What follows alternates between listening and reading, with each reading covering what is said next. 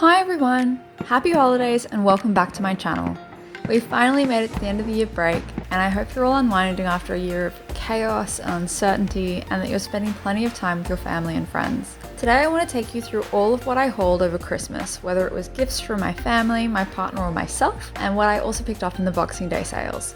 It's pretty dreary for summer in Australia at the moment, but hopefully this will be pretty cozy. Grab a cup of tea or something sweet and let's hang out. It's the evening on Christmas Day and we're starting off with the Demon Slayer box set. And this thing is heavy. I really like the art on each side of the box set.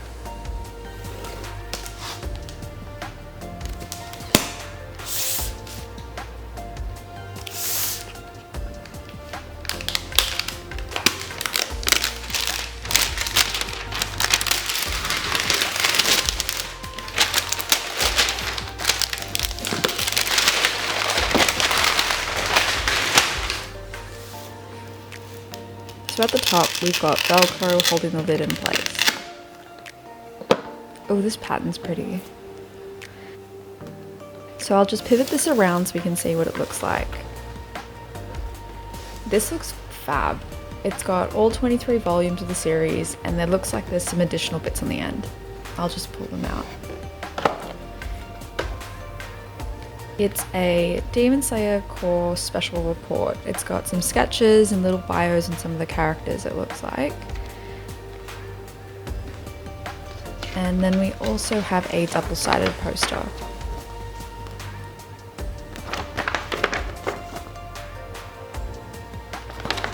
Okay, and then I'll pull everything out so you guys can get a squiz at each of the covers.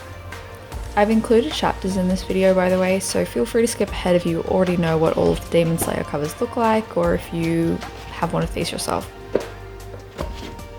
You might also notice that some of these volumes aren't in great condition. I think that's the gamble with picking up a box set. It's kind of disappointing, especially when you're forking out quite a substantial amount to often buy a whole series in one go, but there's not much I can do. This is a bit of a tight squeeze. It's very compact, but I guess that also means it's snug. So in case you haven't gotten around to reading or watching Demon Slayer yet, it's a shonen that takes place in the Taisho era, which is early 20th century. We follow Tanjiro, who is the eldest of 4 or 5 kids and lives on a remote mountain with his family, who he supports since his father's death. He does this by walking down the mountain to sell charcoal to the local village. One day, on his way back, night has fallen and he's forced to take shelter in the house of a villager at the foot of the mountains, who warns him about the flesh-eating demons that lurk in the woods at night. The next morning, when he finally arrives back home, he discovers that his entire family has been slaughtered.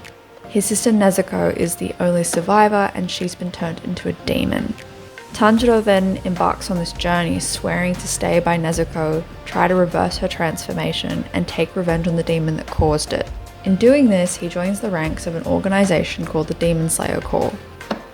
So if you've watched the anime, the first season covers up to like volume 7, and I think the second season just recently started airing.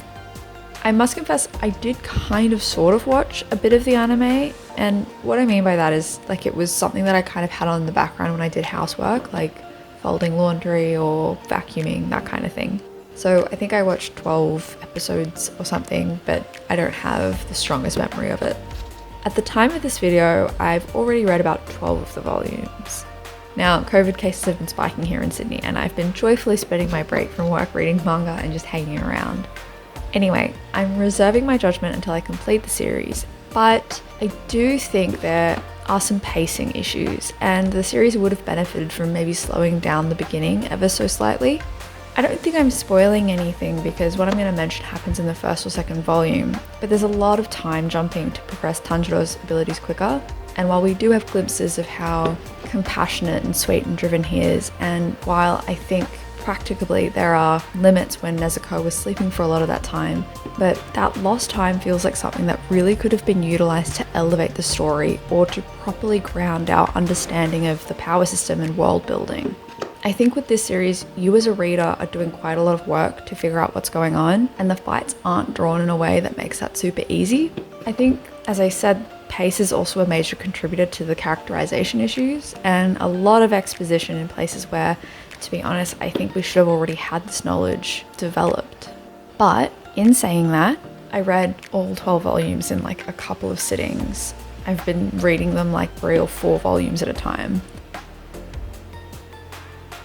It definitely has some flaws so far, but the story's plot driven, which means it's easy to get sucked in, and you have big, diverse and fun cast. It's a big ride, at least so far. The art style's really been improving as the series progresses, and I'm enjoying it. So I guess I'll let you guys know my final thoughts on some kind of wrap up, but yeah, I don't regret getting this.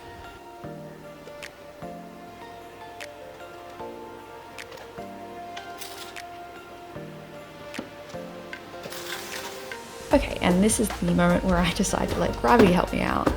There we go.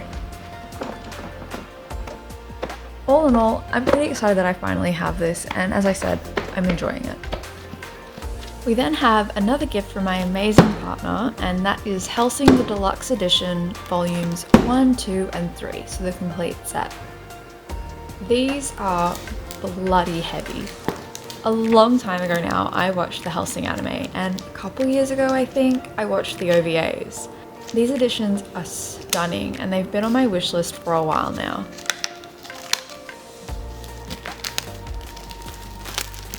They're released by Dark Horse, and they have this faux leather hardcover with the cross and text embossed on the front.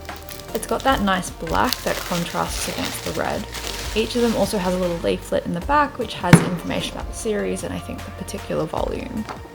I think this is the second series that Dark Horse released these oversized hardcovers for. Berserk was the first and Blade of the Immortal is the most recent one. I'm curious to know if any of you have strong feelings about these deluxe editions. From looking at them online, I was really hesitant. They seemed so bulky and just not a practical book for me and my skinny twig arms to comfortably read. I opted for the paperback omnibuses of Blade of the Immortal for that reason, but I thought the task of getting the singles for Hellsing just was a bit too daunting. Like, they're really hard to find, but I guess also, you know, these deluxe editions are really striking. Holding this though, I am a little concerned because they are really, really heavy. If you have any of the deluxe editions, let me know if you've had any trouble with reading or enjoying them. I'm thinking these might have to be limited to Sunday morning reads in bed with a cup of tea. But anyway, Hellsing. So if you're not familiar, it's a shonen series, I think, by Kota Hirano. It's like the vampire manga. It's psychotic and violent and dark and has that absurd supernatural horror 90s nostalgia to it. I grew up with stories like this. My mum is a huge horror nut, so this kind of gritty carnage focused stuff is kind of comfy and nostalgic for me.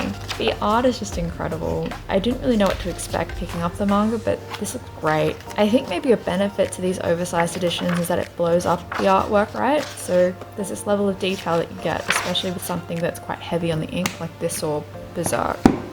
There's also only additional content in the third volume. I didn't discover this until later, so I've inserted some B-roll here which shows the extras they've included at the end. There's the original covers from the paperbacks, some author notes and sketches, and some color illustrations. There's quite a lot in here though. I'm not showing all of it, I'm just sort of flicking through. So what was I saying? Right, so at a high level, Hellsing all revolves around a secret organization called Hellsing, which is based in England and was started by Abraham Van Helsing.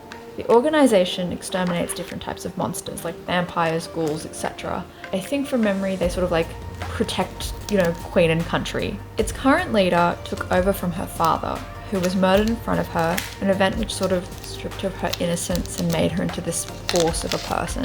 Hellsing's greatest asset is a vampire called Alucard, who was defeated by Abraham Van Helsing hundreds of years earlier and was genetically modified by him, and who is still bound to the Hellsing family. When he was defeated, he vowed that he would work for them and he acts at their will.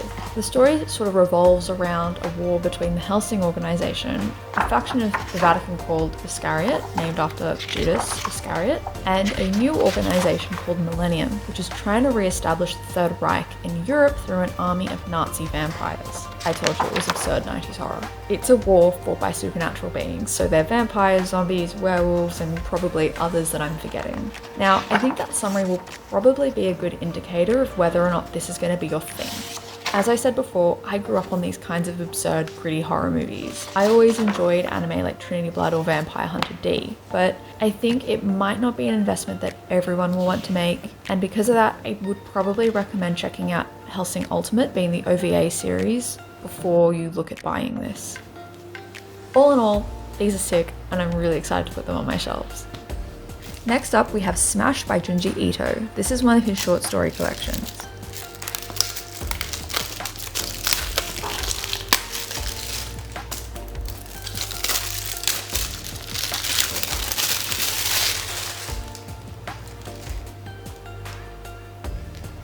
I love the spine on this. Now, I'm sure everyone is very familiar with Ito's work, and if you've seen any of my other videos, you'll know that I am a big fan. The thing that I like the most about Ito's work is that it involves a visceral reaction, and some of his images almost stay in your mind. Sometimes they're these grotesque things that you've never even seen before, and it just stays with you. Oh, the back of this has some tearing at the seam. That's a shame, but not the end of the world.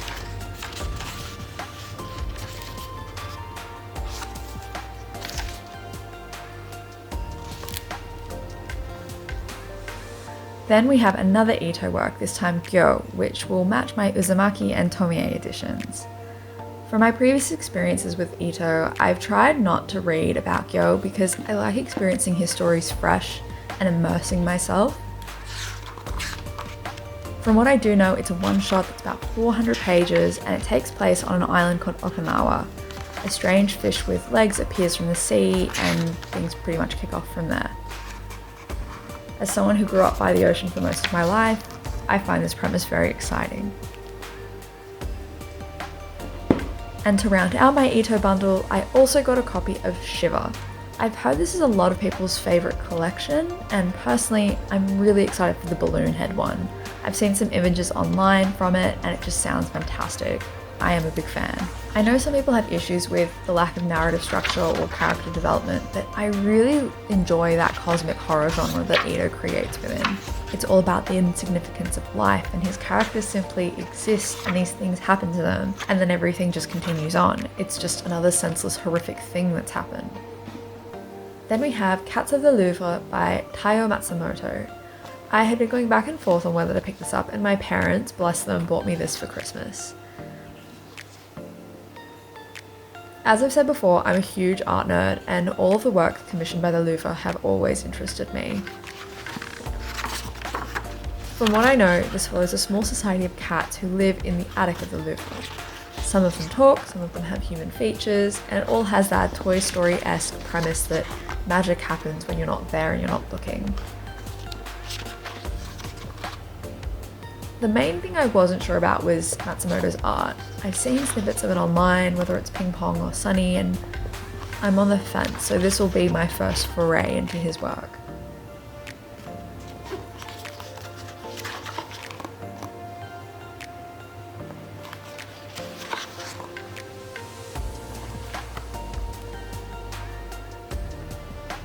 We then have all 4 volumes that are currently out of A Man and His Cat by Umi Sakurai.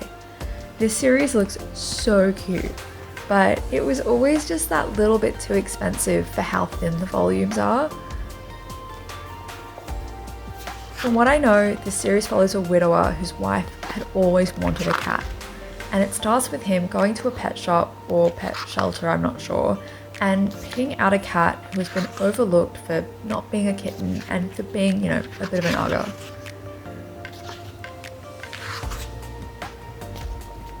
Stories about pets and cats in particular make me weep, so I'm so ready for this to make me feel all of the emotions.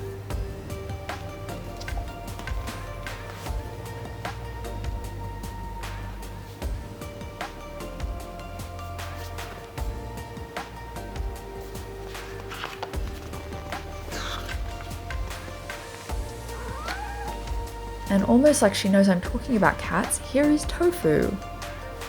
I think she'd prefer I make her dinner. Excuse me.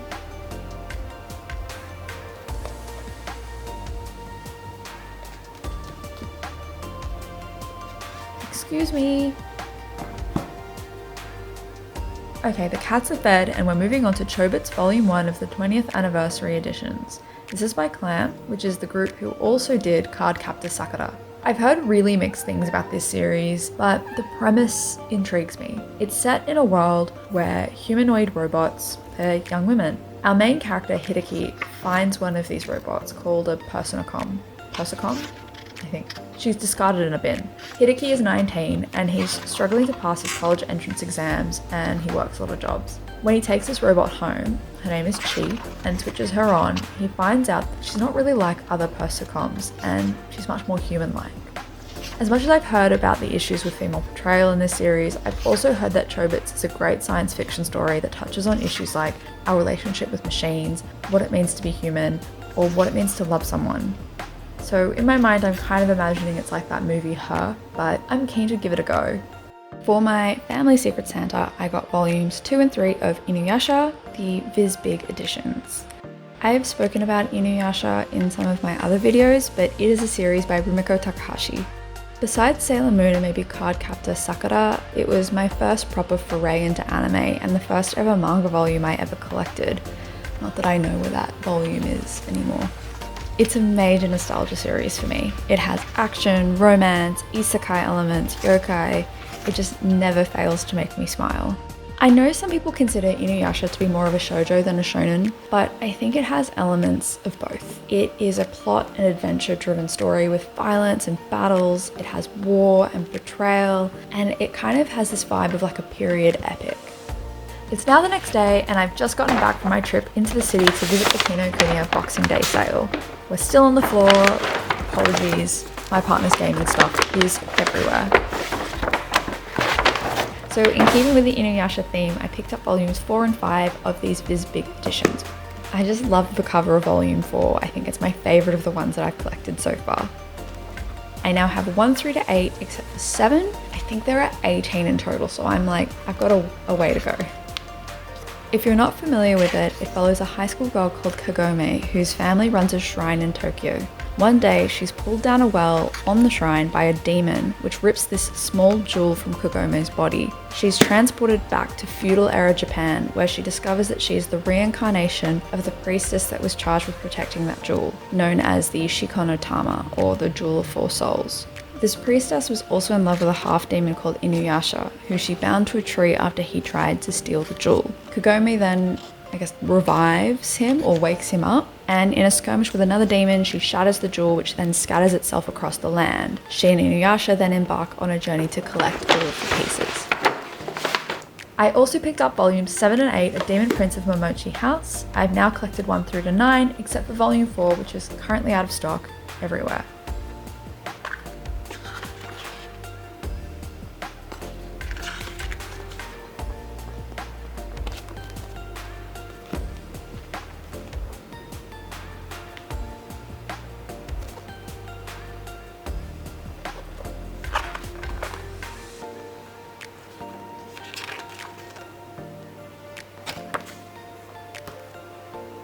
Next up, we have After the Rain volumes 4 and 5. I'm still waiting on my volume 1 from Book Depository. I think it's gotten stuck in the Oz Post pipes with all the Christmas stuff, but now I'm just missing volume 3.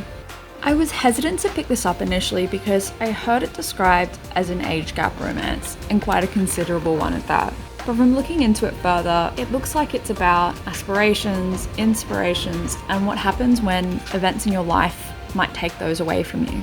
This is a coming-of-age story that follows an introverted high school student called Akira, who used to be part of her school's athletics team, but can't run as fast as she once could because of an injury. Because she's no longer on the team, she's working part-time after school at a family restaurant where she develops a crush on her boss, a man who is divorced and has a young son and is about 30 years older than her. That attraction is not reciprocated. This is an unrequited love story.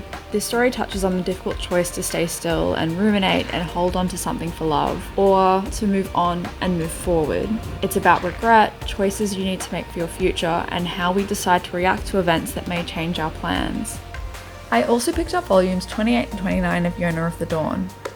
Yona is a long-running shoujo which follows a princess called Yona who is betrayed by her childhood friend and crush who murders her father and stages a coup. She's forced to flee, and wanting to save her kingdom, she decides to track down the 4 dragon warriors who, legends say, once served the red dragon who ruled over the kingdom. I also found the second volume of the ancient Magus bride. This is considered to be a shonen, and it follows a girl called Shisei, I think, who can see otherworldly creatures and was abandoned by her parents at a young age. Just to get a home, she sells herself to a slave market and is purchased by a Magus who appears to be more of a beast than a man, who decides not to keep her as a slave, but as his apprentice and his bride. Next, I also picked up volume 3 of The Golden Sheep by Kaori Ozaki. This rounds out the set, but I do need to pick up volume 2. And finally, I picked up volume 10 of Natsume's Book of Friends. This is another series that I'm slowly accumulating because I'm still waiting on volume 3. It's a supernatural slice of life. It follows a high school guy who can see yokai and spirits and has inherited a book of demon names from his grandmother. He's trying to balance dealing with these demons alongside living a normal life. And that's it for my holiday haul. I'd love to know what you guys picked up over Christmas time, and if you enjoyed the video, it'd mean the world if you gave it a like and considered subscribing to my channel. Until next time, have a great day.